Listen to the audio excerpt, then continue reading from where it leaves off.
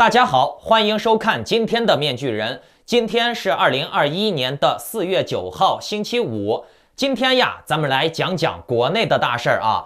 哎呀，国内现在的房地产市场呀，真的是令人头疼呀。那咱们今天啊，要讲3个事儿，前面2个事儿呢，都是和房子和钱有关的事儿，后面要讲的一个事儿呢，是和共产有关的。在节目的最后呢，面具人也想从社会心理学的角度上来深度的讲解一下中共模式为何会成功，还能否继续成功下去？习近平到底是强化了共产党，还是在自毁根基呢？因为今天要讲的这个问题比较深度啊，面具人看吧，今天能否一口气儿讲完？因为我准备的内容和资料比较充分，想要详细的讲解一下。如果说今天讲不完，我会把剩下的部分内容放到明天来讲。好，咱们先来讲第一个事儿，那就是万物皆可文革啊。节目开始之前呢，新来的小伙伴朋友们就请点击屏幕下方的点赞、订阅、小铃铛。好，先给你们看一个视频啊。深圳的炒房客要战斗啦！现在人民银行深圳中心支行发出通告来，看一下图，直接让你可以升天的一个消息。大家看清楚哈，如果你知道任何人关于金一代挪用性购买房产的话，你可以立刻拨打电话，上面有详细的举报联系方式，可以跟人民银行进行联系，保证帮你查了个水落石出。你愤恨的炒房客报应终于来了。听完了吧？哎，就是号召各种各样的人去举报房主。哎呀，这看起来有那么点文革的味道了，是不是？号召人民群众斗人民群众。4月8日，深圳市住房和建设局等7个部门发布了关于对涉及违规贷款买房举报的事项进行调查处理的通知。中国人民银行深圳中心支行发出通知，将联合深圳银保监局、深圳住建局公开受理广大市民提供的经营贷流入楼市的举报线索，并且呢，一次性公布了大量的举报单位的联系方式，欢迎广大市民提供举报线索。除了该行发布举报途径以外呢，深圳银保监局、深圳住建局也发出了相关公告，公布了举报电话。那这个事儿啊，有些人还要追究刑事责任呢。哎呀，面具人，我想说啊，这个中国目前社会的民怨太高，老百姓的压力太大，所以呢，你说让他们去做善事啊，没人愿意。但是呢，让他们互相坑害，破坏别人的好生活，让别人变得和自己一样的惨，他们是一个比一个积极呀。共产党现在真的是把文革给常态化了，那这也印证了面具人在标题中写的万物皆可文革。你看，这房地产企业也是可以搞文革的嘛。还有呀，面具人，我查阅了很多相关的公告资料，这些资料当中并没有说举报别人房贷有问题，举报成功了以后有什么样的奖励。按道理来说，中国人大部分都是无利不起早的，对不对？没好处的事儿谁干呀？有这时间还不如多去挣点钱呢，对不对？嘿嘿，要真的是这么想的话，那你们就错了。中国人因为互相之间存在着什么嫉妒呀、爱炫耀呀、攀比呀，做事儿总喜欢刁难别人，底层互相坑害，那互相看着不爽，你看我不爽，我想害你，这种心理在大部分中国人的心中是常态。现在底层之间的怨恨是越来越大，这些底层他们为了利益会变得越来越凶残。你们想嘛，干掉了别人，是不是就意味着自己能支配的资源就会多一些呢？那这种东西都不用教，这是生物本能，是无师自通的。就像你把一群狗关在屋子里面，不让他们出国，不是把他们关在屋子里面，不让他们出门，让他们挨饿，那这群狗就会互相啃食。国家现在鼓励民众帮自己纠察举报，其实这里面有大问题呢。我们通过这种现象，至少可以看到2个问题。其一呢，就是中国社会的营收能力变差了，赚钱的难度变高了。其实共产党也明白这些底层人，他们赚不上来钱以后，房贷的后续还款就会成为问题，房地产借贷就会爆雷。所以呢，不如现在习近平长痛不如短痛，直接引爆，对不对？第2个问题就是国家的钱不够用了，国家现在更贪了。他一方面担心韭菜还不上来房贷，一方面呢，你们看查处出来的这些所谓的不合理的房贷用户，要一次性结清。那天面具人也说了，有信用卡分期没结清的，消费分期没结清的，然后就办房贷就买房的，这也是违法的，是要收房子的，要你一次性交清全款。那照这种逻辑去看的话，谁家没几个信用卡分期呢？谁家的家庭征信里面没有消费贷款呢？对不对？这个纠察房贷是要看你家庭里面所有的人的征信的那这等于说白了，鸡蛋里面挑骨头嘛，这就是抢劫嘛说你犯法了怎么着？快点把钱拿出来，一次性结清，不然呢，收你房子，就是这么的简单。看，共产党又是一箭八雕呀，一边挤爆泡沫，一边呢还能强行收割韭菜，补充自己的裤腰带，多好呀，多好呀同时呢，这房价还不能跌，房价跌了，我党还赚什么钱呢？对不对？所有的锅都是开发商背，或者是底层平民背。这个代价嘛，就是老百姓嘛，对不对？春风吹又生，韭菜割又割。你们看共产党他目前还是把房价继续上抬，把开发商继续兼并，把这些开发商们继续用高压竞争的手段，用市场压缩的手段，把他们没实力的开发商都淘汰掉。反正呢，二手房是不能卖了，二手房现在都在被纠察的死去活来你想卖二手房，行，先查一查，这一查都是事儿，搞不好呢，你还要把房子搭进去。本来这些急着卖房的人都是缺钱的，很多人想卖房，把自己的债务问题呀，其他问题解决了，对不对？可是呢，你要卖，行，先查。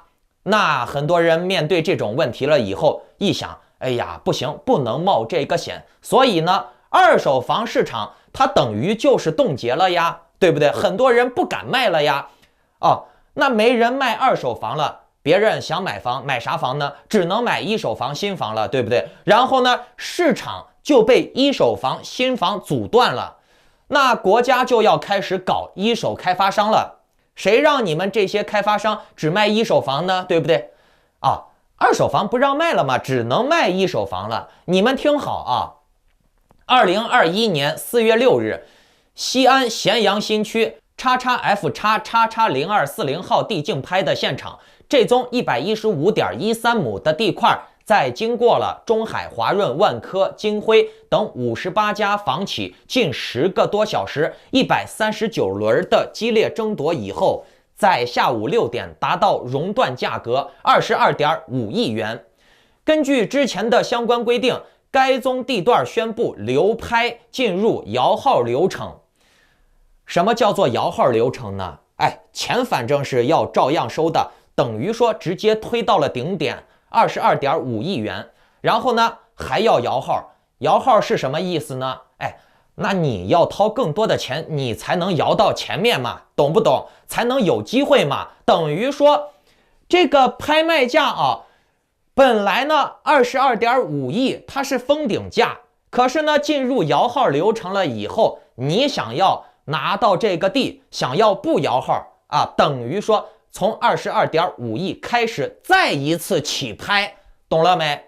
那国家的说法是，为有效控制房价和地价，西咸新区作为近年来热点城市的热点地区，在土地竞拍中设定熔断机制的情况下，又推出摇号措施，是为了确保土地价格不被过分的推高的举措，对有效控制地价进而管控房价是十分具体、直接而有效的措施。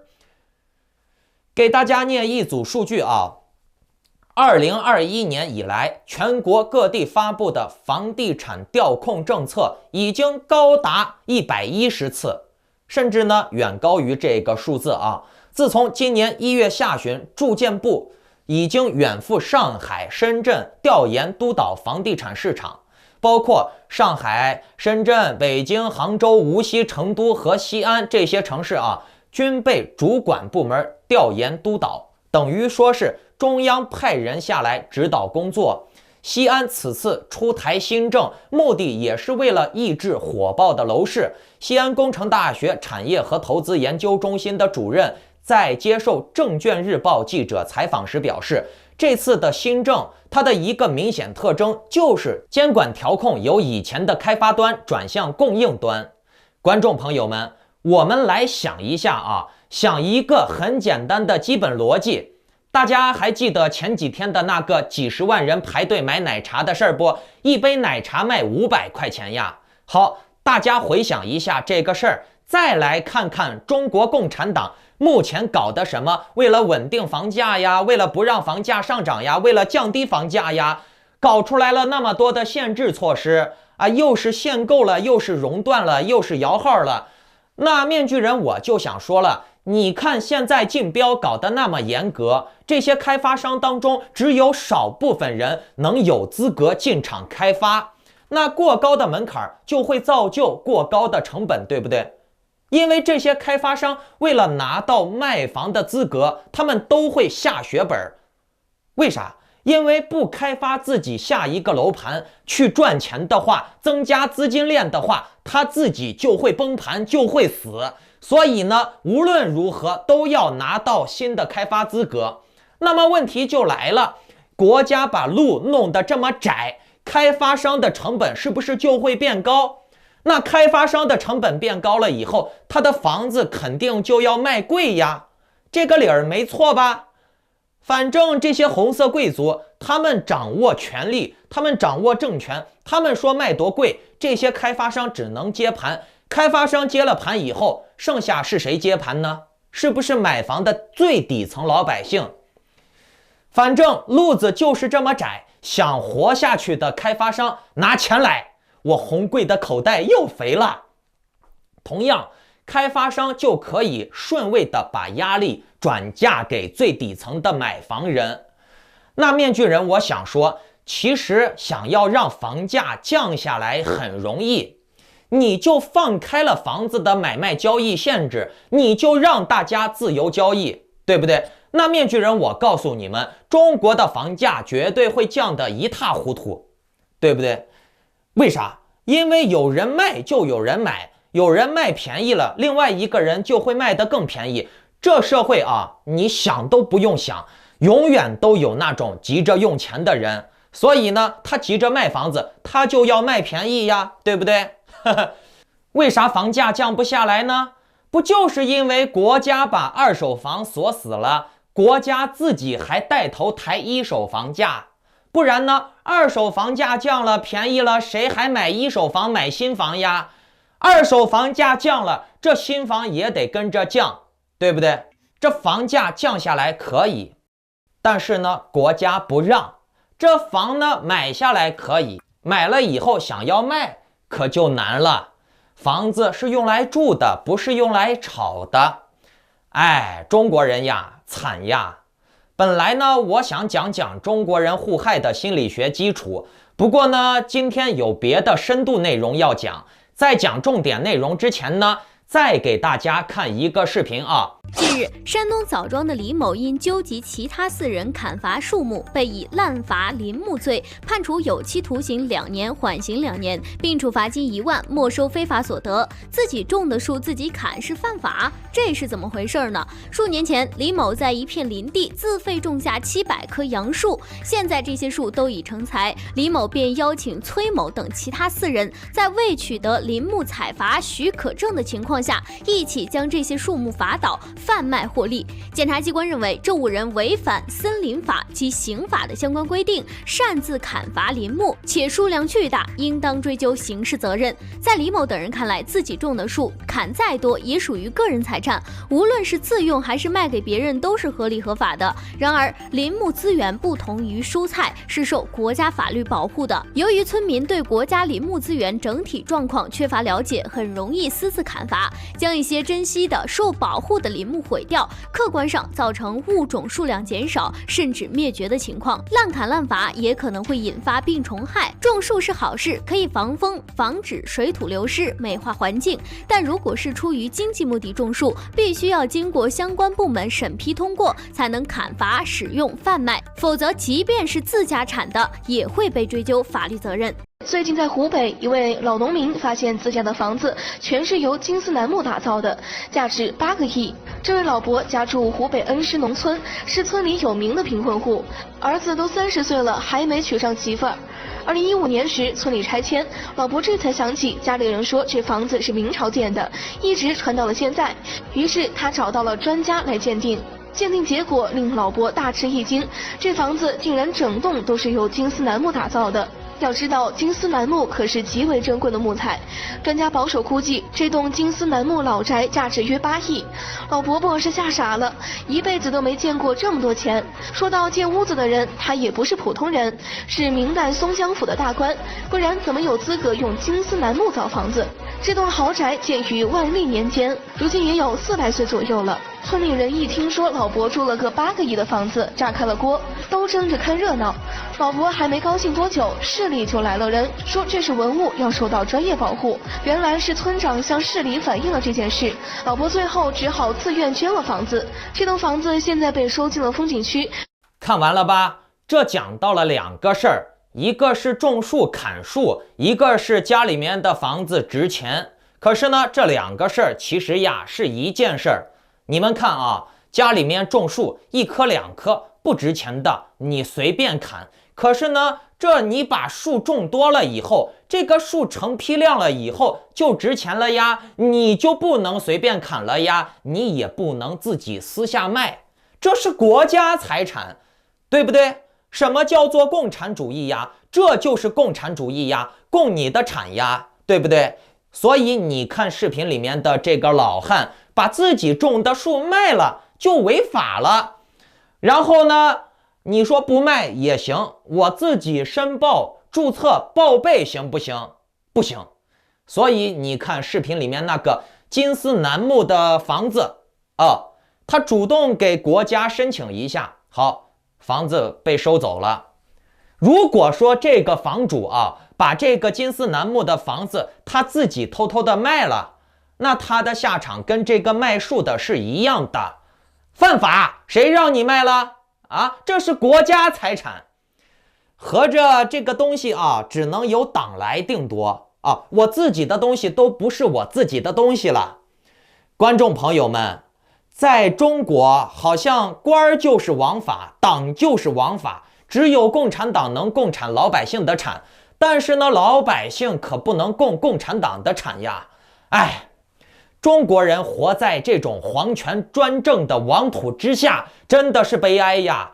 那说到这儿了，五毛肯定会东拉西扯的洗地呀。他说自己种的树不能砍，那你自己养的孩子能卖掉吗？好呀，面具人我就想说，我自己养的孩子我不能卖掉，那你共产党就可以卖我的孩子了，那你共产党就可以控制我的孩子了。这2件事完全不是一个事儿吗？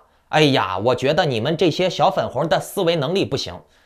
我觉得这个话题我们不用再讨论了，跟你再讨论下去也是多余的。我觉得你的思维能力不够，对不对？在这里啊，面具人教大家一个绝学啊，那就是吵架的绝学。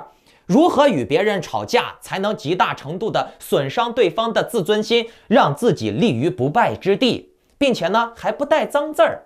我们经常后悔自己在吵架争论的时候临场发挥的不好，可是呢后悔也没有什么用，下次还是发挥不好。其实呀，这都是非常正常的。吵架时，对手、旁人、环境这些因素都会分散你的注意力，扰乱你的情绪，导致你临场很难像自己单独时候的那样冷静、不受影响的思考。我相信很多人也都发现了，自己和小孩或者小狗、小猫吵架的时候，会表现得很轻松，有一种局势尽在掌握的快感。那这是因为小孩和小动物的思维还没发育好，你们之间的思维能力相当于3维和2维的区别。他们这些小孩呀、小动物的思维完全在你的控制之下。所以呢，有人呀就想要通过看更多的历史、哲学、文化的书，形成有更高的思维能力，以此来碾压对手。那面具人，我告诉你们，这么做没有用。我认为普通人提高吵赢几率的最有效的方式就是以静制动，以一种恒定的语气和节奏让对手无计可施，最终理智崩溃。你吵架的时候，不要针对对方的具体行为去应对，不要接他的话。他和你吵架争论，就是要你接他的话，那你就故意不接，而是要直接打击对方的思维。比如对方噼里啪啦的说了一大堆，然后呢，你就沉稳的回应：你为什么会这么想？你真的觉得你的结论没问题吗？我觉得你的逻辑并不合理。哎呀，我们思考的不是一个层面上的东西。我觉得你的生活内容限制了你的思路。我建议你站在一个更高的角度重新思考一下这个问题。我觉得我们不适合再深入讨论了。你只要循环地抛出这些话，顺序可以错开，但是呢，你就是这样来来回回地说，打击、羞辱他的思维。只要对方是个普通人，那他一定会被你气得逐渐丧失理智、丧失逻辑，变得前言不搭后语，而你轻松获胜。为啥？从心理学的角度上来看，骂娘呀、喷脏话的杀伤力并不大，因为我们对别人如何评价我们做出来的事儿并不是太在意，但是对别人看我们的思维能力、思维方式的评价很敏感，很容易动摇信心，进而变得暴躁，影响思考，然后呢就更暴躁，更影响思考，形成恶性循环。所以呢，你只要持续的攻击对方的思维方式，就会像顶住对方的蛋蛋一样，动作不重，也不用太多的花样，就能够获得很好的效果，足以让对方的整个思维系统和语言输出系统崩溃。你会体验到一种高维度智商碾压低维度智商的快感。怎么样？看面具人的节目能学到不少骚套路，是不是？好，来进入咱们今天的重磅环节，那就是中国模式为何成功，习近平是否自毁根基啊？不要忘记点赞、订阅、小铃铛哦。人类社会一直以来就有2种不同的组织结构方式，一种呢是自下而上的，由个体以契约的方式而形成的公权力以及行使公权力的机构；另外一种呢是自上而下的，由掌握资源的少数权贵，他们以暴力的方式来形成公权力以及行使公权力的机构。如果抛开价值判断，这2种不同的社会机制的运转都有着各自的心理学基础。维系契约社会的心理学基础是个体的认同，每个人或者大多数人都认同所谓的共同契约而形成的共同体系。那这种共同体系就是社会，最小的共同体就是2个人构成的群体，比如婚姻；最大的共同体则是一个国家，它最多可以有数亿人，没毛病吧？这是契约社会，那既然有契约社会，也就有非契约社会。非契约社会是缺乏个体自觉的认同基础，那么它就必须要通过其他方式来形成认同，或者是认同的替代品，比如恐惧。传统的非契约社会是依靠暴力来维持的共同体系，通过暴力来控制成员的权利，使其不得不顺从。非契约社会本质上是以暴力强制顺从作为维系的基础。这一点呢，在中国的大到国家，小到家庭体现得很明显。暴力最强者掌握对错的主宰权。从社会心理学的角度上来看，认同和顺从是完全不同的两种心理状态。不考虑这两种心理因素的价值判断，他们其实都有着各自的优劣。依靠认同而构建的社会不用控制每个成员的权利，每个个体都能够自由的发展。但大多数人的认同或者共识一旦改变了以后，公权力就必须重新组织和分配。虽说现代的民主制度保障了契约社会可以有序地进行重组和分配，但是依然会产生进一步退一步的无奈。可依靠顺从而建立的社会可以严厉地控制其成员的权利，任何自由的东西都有可能造成对顺从的抵触，所以呢，必须严格管控。如果大多数人不顺从了，那公权力机构为了维护权威，就必须加大控制的力度。一旦控制不住，就可能会以灾难性的破坏方式来重新组织和分配，就会出现革命。无论从政治学、经济学还是社会学的角度来看，中国的发展路径和国家、市场以及社会的组织方式都是有别于以西方为代表的大多数国家。先说经济，按照西方的经济学理论来预测，中国的经济早就应该危机四伏、濒临崩溃了。可事实上呢，却是欧美经济因为疫情陆续陷入危机。中国的经济疫情的复苏看起来非常的牛逼，传统的西方经济学理论无法合理的解释这种现象，只能把中国的社会模式、中国的经济模式称为中国模式。从社会学和政治学的角度来看，中国在8964的时候面临过大多数人都拒绝顺从的危机。东欧、前苏联也面临过同样的危机，但是呢，东欧的这个民变导致了国家和社会的解体重组，而中国的8964不仅没有出现这样的结果，反而呢进一步的强化了社会的顺从性。你要是站在西方人的思维去研究这种问题，是百思难得其解的。强如苏联老大哥都扛不住民主化、自由化给解体了，为什么穷逼弱鸡的中国模式就可以扛得住呢？当然了，中国模式是一个十分宏大的话题，要把维持中国模式的心理学基础讨论清楚，这不是一两句话就能完成的。那今天呢，咱们也只能从较为粗浅的心理学来谈谈中国模式的几个关键心理学基础。虽然呢，中西两类不同的国家和社会组织模式维系的社会心理学基础都不同，认同和顺从都不一样。其实呢，在心理学上来看，认同和顺从其实是可以互相转化的。中国社会是建立在顺从的基础上的，因为他们的成员并没有一个表达同意并且授权给公权力的过程。一旦公权力形成，他们的成员是不能够公开表示反对的。这一点跟西方社会是完全不同的。西方的公权力是建立在契约和共识的基础上的，无论谁掌握了公权力，都必须得有成员投票并且授权的过程。总统、议员、官员都是如此。你不赞同大多数人授权的结果，你也可以公开表示反对，争取人同意你。人类的认同和顺从是两种不同的心理因素，可是呢，认同的后果往往就是顺从。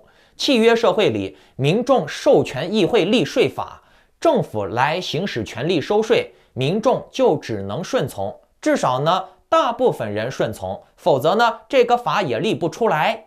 少部分人哪怕不情愿，也得纳税，少数服从多数嘛，这就是顺从。反过来看呢，顺从的后果往往也就是认同。非契约社会里，哪怕你不情愿，可是少数人夺取了公权力，并且凌驾于你之上，他就既可以单纯的用暴力消灭你，他也可以调动社会资源，导致群体认知失调，对你形成多数人的暴力，你是无力反抗的。那你最大的可能就是改变你的态度，变得认同。所以呢，认同和顺从是可以互相转化的。人类社会自始至终都是多数人的暴力，不管是顺从还是认同，它的最终结果都是多数人的暴力。你无法做到满足所有人，契约社会更加公平一些，能够把多数人的暴力的副作用降到最低。暴力社会、非契约社会呢，它的本质就是纯粹的暴力压制，是把多数人的暴力的副作用放到最大并加以利用。比如呢，多起跨文化的社会调查都反映出，中国民众对政府的认可和满意度都是相当的高的，比大多数西方社会的满意度都高，并且呢，中国人普遍排斥西方，唾弃民主。之所以会出现这样的结果，这就反映了民众对权力集团的认同，但是这种认同与契约社会的认同却有着泥云之别。为啥呢？由于具体的社会情况不同，两者不能进行简单的对比。比如中国人爱共产党，美国人爱共和党，这是完全不一样的。举个例子啊，你敢骂一个弱女子，敢对她评头论足，可是你敢骂一个黑社会老大吗？相比于骂这个黑社会老大，可能你会不由自主的阿谀奉承，对不对？但是你会平白无故的奉承一个弱女子吗？一个小姐吗？不会吧。这中间的差异就是这么的大啊，就是因为情境的不同，目标的不同。我们每个人的满意度往往是建立在社会压力之上的。你只要比你周围的其他人好，你就会觉得满意。你的压力越大，你就会找越比你差的人来满足自己，因为压力过大，注定了你的上升空间有限。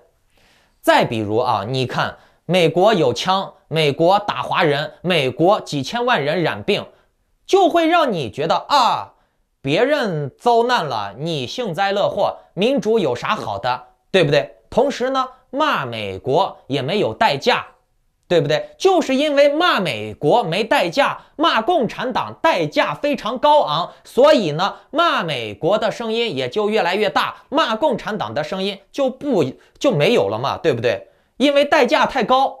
所以呢，在契约社会里面，因为资讯是自由传播的，民众对政府的任何瑕疵都能了如指掌，所以呢，满意度不会很高，也就是40%-50%左右。而非契约社会里面，资讯的传播往往都是被控制过滤的，民众很难获取政府运作的真相，被批准传播的主旋律往往都是粉饰过的假象，那民众当然就很容易形成对政府的好印象了呀。所以呢，你看在中国的什么满意度调查呀，都是90%、100%的，对不对？那至于没有好印象的人，至于投反对票的人，你也看不到，消失了。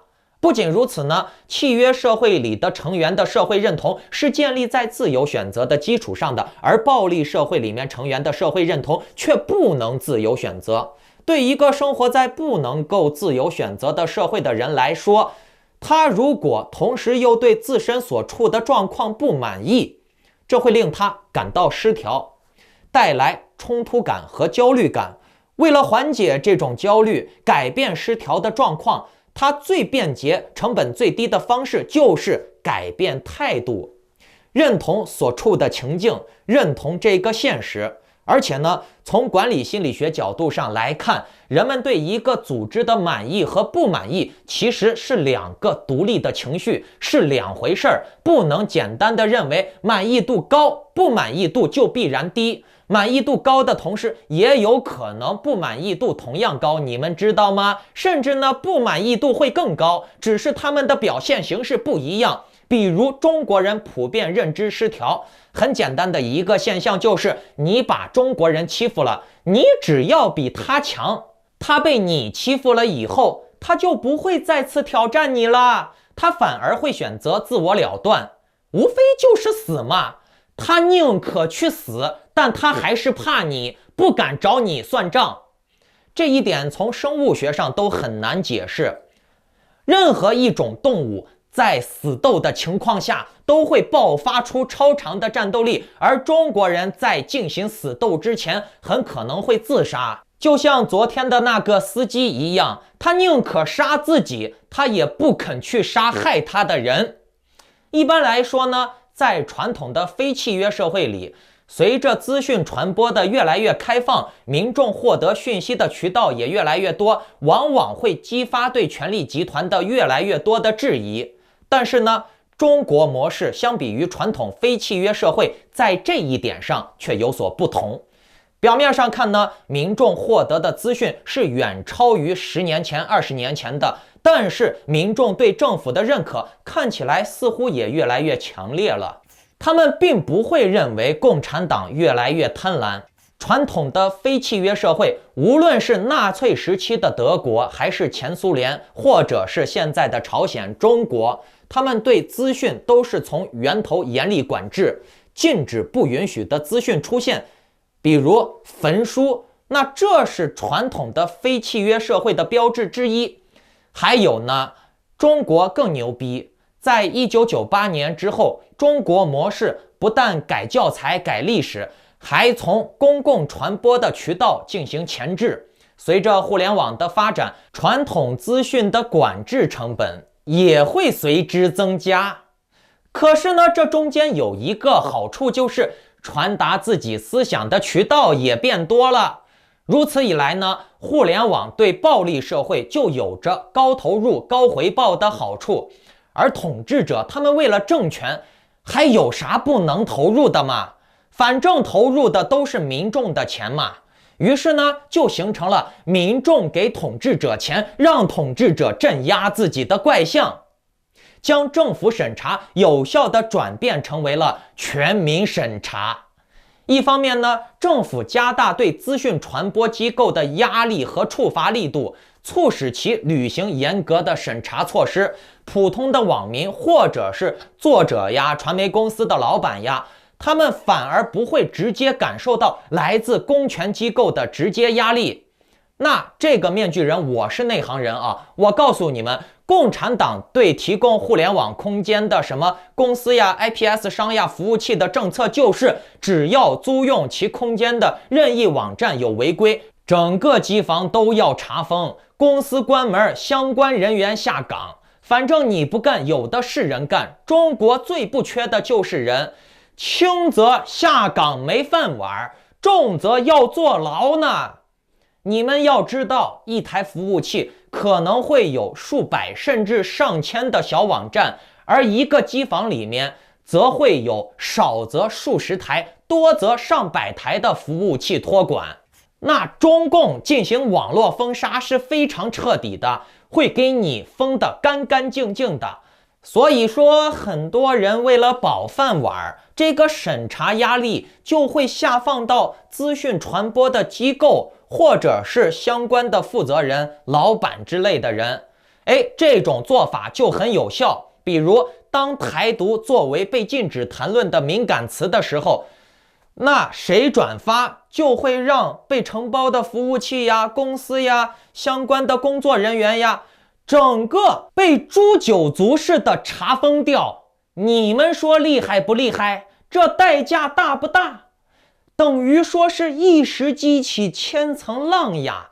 所以呢，相关的人员，不管是老板还是员工，他们为了保饭碗，为了活命，为了吃饭赚钱，他们就会自我审查。老板先自我审查，然后呢，老板审查员工，员工就审查自己家里面人，这样就形成了一个动态平衡。对看到的东西，他们自己心中已经形成了一个自我审查的标准，哪些话题必须绕开不谈，哪些词汇必须避免应用或者转化后运用。所以呢，中国人已经习惯了通过曲折隐晦的方式来表达自己的诉求或者观点，反而对那些简单直白的抒情，对那种简单粗暴的表达方式会感觉到不适和不安，甚至会认为夫妻之间的互相夸奖是虚伪的。中国模式把政府审查转变为全民审查，取得了很好的效果。政府审查对个体而言，那就是一种被迫的压力。当我们被迫做某些事儿的时候，被迫就是我们做违心事儿的正当理由，所以呢，我们的负罪感就会很少。自我审查常态化了以后，个体未必会感受到被迫的压力，这时呢，他们的态度就有可能发生转变，而去认同审查的逻辑。在中国互联网常常都能观察到网民的抱怨，这种抱怨呢，不是针对审查的抱怨，而是对那些违反审查的其他人的抱怨，甚至是指责受害人，对他们进行诋毁。比如中国下架 Switch 的游戏，玩游戏的人都在指责这些玩家不支持国产游戏，而不是去指责剥夺他们娱乐权利的共产党。自我审查的效果包含了多种复杂的心理因素，其一呢，就是习得性无助。当你试图表达的资讯处处受到掣肘的时候，当你精心写作的文字却被瞬间删除的时候，多次循环往复以后，你就会放弃对抗审查，甚至会认同审查。比如在早些年的时候，你可能会去故意测试在网络上到底哪个敏感词会被和谐，哪句话不能发出去，试一下还挺好玩的。可是呢，时间长了以后，你就会放弃这种尝试。再后来呢，你可能就不会去再写这样的文字，到最后呢，你可能连思考也都放弃了。当大多数人都认为不可能改变处境的时候，他们就会千方百计地为处境辩护，使其合理化。既然不能够变得更好，也不要再让它变坏了。即使什么时候可能会通过努力可以改变处境的时候，可是呢，他们已经习得性无助了，他们不愿意再去改变了，因为他们不相信，因为他们过去尝试了很多遍都无法突破了。这就是其二啊，认知启动效应。当你多次尝试突破可都失败了以后，你可能就会形成了自动的认知启动效应。只要一涉及到敏感的话题，你的脑子就本能地激活了这是不应该谈论的念头，你的言谈自由就会被禁止。比如当你谈自由民主的时候被禁止，你再谈再被禁止，多次循环往复以后，别人一谈自由民主的时候，你就会下意识的反应应该被禁止，你也会去禁止别人。有一个猴子实验很有意思啊，那就是房间里面关着一群猴子，前面放着一盘香蕉，只要有猴子靠近香蕉，尝试取走香蕉，科学家们就会用水枪喷它们。长期以往以后，喷的猴子他们都不敢动香蕉了以后，这个时候科学家放进去一只不懂游戏规则的新猴子，当这只新猴子去拿香蕉的时候，老猴子就会阻止它，就会打这个新猴子。一旦习得性无助和认知启动效应合理化以后，个体将认同不合理的压迫，他们甚至会倾向于认为那些一直不认同其他人的人都是咎由自取。他们会认为不认同他们的人和他们不被一块镇压的人都应该去死。他们甚至会主动的要打趴下那种想要站起来的人。特别的，当这种情境合理化了以后啊，他们会认同其他的人，这种既得利益者，他喷我是对的，他拿水呲我是对的啊，这些人镇压我是对的啊，你不服，你也变成统治者呀，对不对？